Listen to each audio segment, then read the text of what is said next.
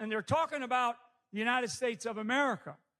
Talking about the United States of America, because when Matthew mentioned it in the Bible, he wasn't talking about the physical ground that he was on. He was talking about something in the distance. So if we are going to have one nation under God, which we must, we have to have one religion, one nation under God and one religion under God, right? All of us together, working together. We've known for a while that Michael Flynn has destroyed any semblance of credibility and respect with his associations with Trump and QAnon, but it's still shocking that this man was once a national security advisor to the United States. Okay, the ground underneath us is shaking, and it's shaking because, there is a time, and you have to believe this, that God Almighty is like involved in this country, because this is it.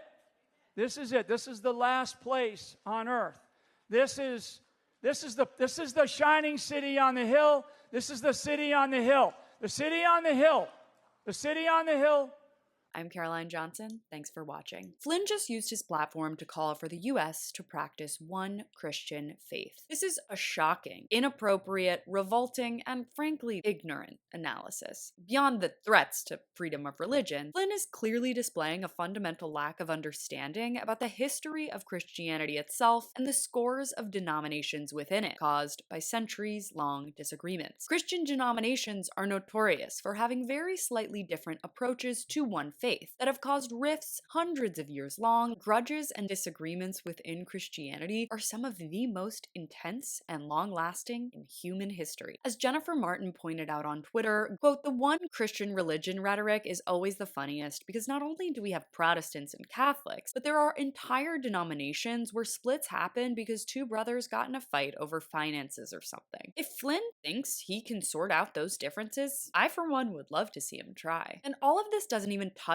on the fact that we all know how the right would react if anyone of the Muslim or Jewish faith said something like this. Even certain Christian denominations like Mormonism are held in skeptical regard within the Republican religious right. Religious freedom is obviously enshrined in the First Amendment to the US Constitution, which says, quote, "Congress shall make no law respecting an establishment of religion or prohibiting the free exercise thereof." Flynn is outright demonizing other faiths, which many say is in direct contrast to the ideals of inclusion and diversity the US prides itself on. But we also have to remember the truth of the founding of this nation as it relates to religious freedom. The Puritans who arrived on the Mayflower didn't come to the US to build a utopia in which all could practice their religion in harmony. In fact, the biggest motivating factor for them was that in England and Holland, where they originated, they felt as if the Christian faith was not practiced strictly enough. They wanted freedom for themselves to practice their specific brand of Christianity with as much rigidity, structure, and dogma as possible, and had absolutely no interest in having that freedom apply to others. Reports say that Flynn made this statement in response to QAnon claims that he worships Satan, which is wild, but the fact that he takes those claims seriously and wants to rebuild his trust among the QAnon community